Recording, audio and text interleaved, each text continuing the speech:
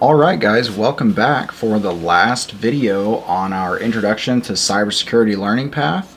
If you've been following along up to this point, you'll notice that we are 8 videos in now, which is the last room in this path, the security operations room. So this is going to basically go over a security operations center, and then at the end we've got a practical example of something that you might see when you're working there. So a security operations center is a team of IT security professionals tasked with monitoring a company's network and systems 24 hours a day, 7 days a week. Their purpose of monitoring is to find vulnerabilities on the network. A vulnerability is a weakness that an attacker can exploit to carry out things beyond their permission level. A vulnerability might be discovered in any device's software, operating system, and programs on the network, such as a server or computer. For instance, the Security Operations Center might discover a set of Microsoft Windows computers that must be patched against a specific published vulnerability. Strictly speaking, vulnerabilities are not necessarily the Security Operations Center responsibility. However, unfixed vulnerabilities affect the security level of the entire company. They are supposed to detect unauthorized activity. Consider the case where an attacker discovered the username and password of one of the employees and used it to log into the company system. It is crucial to detect this kind of unauthorized activity quickly before it causes any damage. Many clues can help us detect this, such as geographic location. So basically, if I'm living in the United States and somebody gets my credentials and logs into my bank, and they log in from somewhere like Australia, my bank is going to immediately know that that's not me and log them out, block it immediately. And that is the process of an automated security operations center that they have done that. And it's a good thing that they do that, because that way when someone steals your information, your credit card information, and make a purchase that's obviously not you, that can get blocked so that you don't have all your money stolen. Or if it might be something like your email account, that you don't get your email and sensitive information that you might have in there stolen. So you can also discover policy violations. A security policy is a set of rules and procedures created to help protect a company against security threats and ensure compliance. What is considered a violation would vary from one company to another. Examples include downloading pirated media files and sending confidential company files insecurely. You can detect intrusions. Intrusions refer to the system and network intrusions. One example scenario would be an attacker successfully exploiting our web application. Another example scenario would be a user visiting a malicious site and getting their computer infected. Support with the incident response. An incident can be an observation, a policy violation, an intrusion attempt, or something more damaging such as a major breach. Responding correctly to a severe incident is not an easy task. The Security Operations Center can support the incident response team handle that situation. This room focuses on the Security Operations Center services and everyday work. We recommend that you finish the introduction to defensive security room before going through this one, which we have already done if you've been following along on this YouTube channel. So what does SOC stand for? Which we've read it multiple times. I've said it multiple times as I'm reading SOC. That is Security Operations Center. How many hours a day does the Security Operations Center monitor the network? 24 hours a day. And it didn't ask, but it is 7 days a week. This thing is constantly running, constantly operating. So in this task, we'll talk about example data sources that Security Operations Center relies on, the services that the Security Operations Center provides, an example scenario. So data sources, which the Security Operations Center uses many data sources to monitor the network for signs of intrusions to detect any malicious behavior. Some of these sources are server logs, or DNS activity, firewall logs, and DHCP logs. And I'm not going to get too much into those right now. You'll understand what more of those are as we get a better foundation with networking and things like that later on. So those are some of the most common data sources. However, many other sources can be used to aid in network security monitoring and the other tasks of the Security Operations Center. A SOC might use Security Information and Event Management System, which is a SIM. The SIM aggregates the data from the different sources so that the Security Operations Center can efficiently correlate the data and respond to attacks. We've already seen an example of a SIM in the room that it recommended that we should already be on, which is the Introduction to Defensive Security room. And we will see another sort of thing like that as we get to the end. We're actually going to be looking at a firewall when we finish this room. So Security Operations Center services include reactive and proactive services in addition to other services. So the reactive services refer to tasks initiated after detecting an intrusion or malicious event. Some of these examples of reactive services include monitor security posture. This is the primary role of Security Operations Center, and it includes monitoring the network and computers for security alerts and notifications and responding to them as the need dictates. Vulnerability management. This refers to finding vulnerabilities in the company's systems and patching them. The Security Operations Center can assist with this task but not necessarily execute it. Malware analysis. The Security Operations Center might recover malicious programs that reached the network. The Security Operations Center can do basic analysis by executing it in a controlled environment. However, more advanced analysis requires sending it to a dedicated team. Intrusion detection. An intrusion detection system is used to detect and log intrusions and suspicious packets. Security Operations Center's job is to maintain such a system, monitor its alerts, and go through its logs as the need dictates.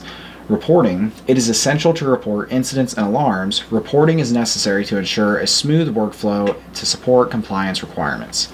Proactive services refer to the tasks handled by the Security Operations Center without any indicator of an intrusion. Example proactive services carried out by the Security Operations Center include network security monitoring, which focuses on monitoring the network data and analyzing the traffic to detect signs of intrusions.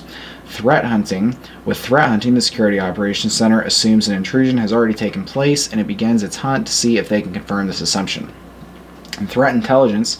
Threat intelligence focuses on learning about potential adversaries and their tactics and techniques to improve the company's defenses. The purpose would be to establish threat-informed defense. Other services by the Security Operations Center include cybersecurity training. Many data breaches and intrusions can be avoided by raising user security awareness and arming them with solid security training. So, like I've mentioned in previous videos, passwords is one of the biggest things. People just using extremely basic passwords that are very easy to break into.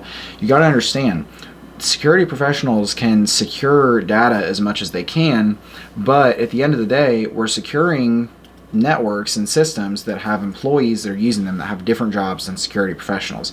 An entire company made up of nothing but cybersecurity professionals would have a secure network, but at the end of the day, we wouldn't really be doing anything with that company other than cybersecurity. And if we're running a company, we're hired by a company that has a lot of sales, or they are a bank or something like that, you have to have other users there that know something other than cybersecurity to do the job.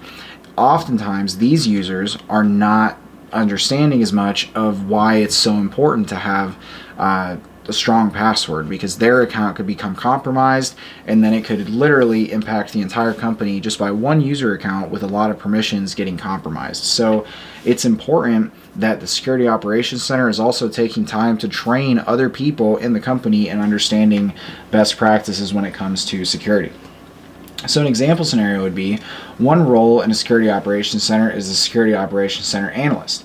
A SOC analyst is responsible for network security monitoring and log management. Let's consider the following scenario. While monitoring the network traffic, a SOC analyst notices a particular DNS query repeating every minute. This behavior is not that of a user browsing the internet, and every precisely 1 minute they are making a new DNS query. The SOC analyst checks the source of the DNS query and identifies the cause as one laptop on the network. They isolate it and inspect for signs of infection. They discover a process, which is a program, using DNS to communicate with a malicious server. Soon they find out that the computer was infected after visiting a malicious website by reviewing the computer logs. As a result, the laptop began communicating with the malicious server by hiding the messages in DNS queries. The laptop is cleaned and threat hunting starts to ensure that no other computers are infected.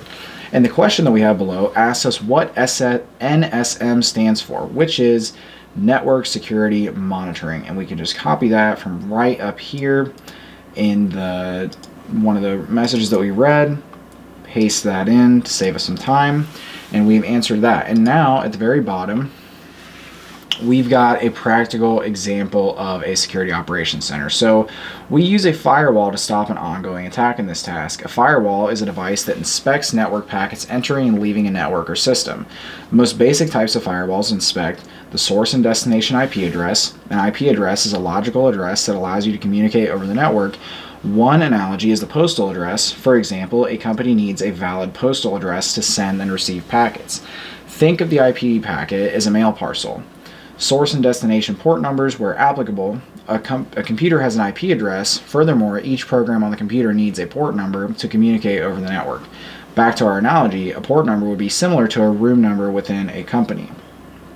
So this is an example of a firewall rule. So basically, if we've got this source IP address and this destination IP address, it's allowed to connect any port with the destination being port number 80, and it allows that. However, if we're trying to reach port number 23, which is telnet, and we are using this IP address going to this destination address, the action would be to drop it. So we've got different things like that. There's different firewalls that are out there, and you'll learn later on about how to write these rules to that the computer can understand them and how to run it. But here at the top, we've got a view site button, so we can look at that for our last thing. So we are noticing that there is malicious traffic coming, and they're targeting many destination ports with malicious packets. It seems best if we block them at the firewall level. So as soon as I start the simulation, we're going to start to see these things pop up, and we need to very quickly make a rule. So these are the two IP addresses that we're dealing with, and we're going to see a firewall basically pop up and give us the option to create rules. So very quickly we're going to have to block certain traffic coming from one of these two devices. We'll be able to tell which packets are malicious and which machine is malicious by seeing the color of the packets. So right away we can tell that this one is the malicious one. So we can go there, and then we need to see that that's blocked. I'll drop that, drop that, drop that, drop that. And so we're dropping all the packets now. Immediately when they hit the router, they are all stopped, and we have saved the server. So we have our flag here, which is just THM attack blocked. And we very quickly were able to do that. So a quicker way that you would be able to do this, rather than just going down and blocking every single individual port number, you can actually do this exact same thing by just basically blocking the IP address regardless of the port and regardless of the destination port. And that's something that you'll notice later on, but just for demonstration purposes, you saw it all there. So with that, we have now completed the entire learning path in the Introduction to Cybersecurity. And once you've completed a learning path, you can go over to here and download a certificate that you can post and basically share, whether that be on your LinkedIn profile or anything like that, to let people know that you have completed a lot of information and learning. And we haven't covered that much very far, but we did leave a good foundation as we go on to get forever. But if you've followed through up to this point, you can go and download a certificate that you have completed the Introduction to Cybersecurity Learning Path on TryHackMe. You can share that with people and let them know that you completed that. It'll have your name on it, and you can share it. And that is something, you know, it's not going to be the same as like a CompTIA certification or a Cisco certification. Obviously it won't carry that same weight, but it is just something that you're able to show and prove your education